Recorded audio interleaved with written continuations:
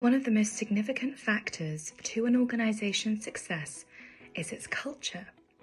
And kindness, when it's implemented into it, yields the most incredible results.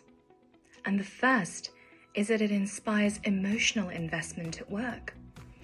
A culture of kindness emphasizes mission and service over profit. And while that may seem counterintuitive, by creating a culture of significance and substance, you create an environment where employees are more interested and inspired to emotionally invest in their work. And so why is this so important? Well, the quality of work surges. The more significant your employees feel, the more emotionally nurtured they feel, the more they invest into that work, and the more enriching, creative, and innovative their work becomes over time. Furthermore, creativity grows at an exponential rate. And this is because emotions themselves are the greatest sources of creativity that we have. And so often at work, we shy away from this. We shy away from the utilization and the incorporation of soft skills and sources such as emotions, feelings, and instincts.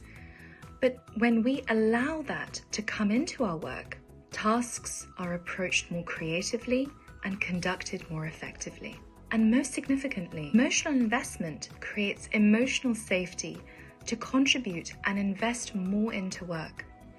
One of the biggest concerns that employees have is the fear of doing far too much and getting far too little, or doing lots of work and being rewarded with more work. And so what happens is that when we create that emotional investment, when we inspire that emotional investment at work, we strip that fear away of competence being brought into question over a single mistake, or, for example, showing or implementing talent and then being rewarded with burnout. The opposite happens. There is safety to invest. There is safety to surrender into work that is significant. And there is safety to give the most of yourself to your role and responsibilities, rather than simply just getting by. Kindness, when it enters into a company's culture, helps that organization better adapt and respond to changes and setbacks. And this is because kindness is change-focused, and it fosters a change-proof organization that is unafraid of uncertainty, but rather embraces it. And it's because kindness inspires openness to other perspectives, solutions, and ideas, and most importantly, disagreement. And finally, and most significant of all, kindness transforms and improves employee behavior. Every business activity, every transaction, every interaction in a business is predominated and led by human beings. And those human beings impact the quality and the outcome of those interactions through their behavior.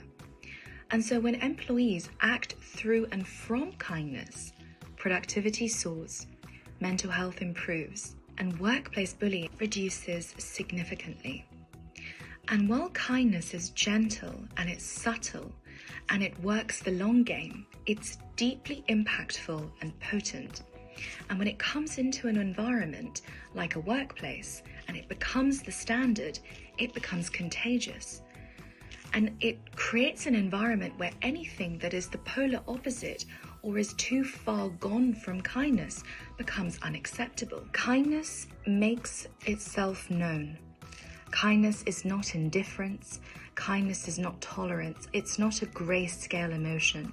And this is why it is so appropriate and necessary in workplaces that are serious about exponential, radical, and sustainable growth. Because kindness comes in and it transforms. It sweeps in and it creates an environment of intolerance to intolerance, an intolerance to lesser than, an intolerance to a lack of passion and commitment. And that is what we need in workplaces, especially today.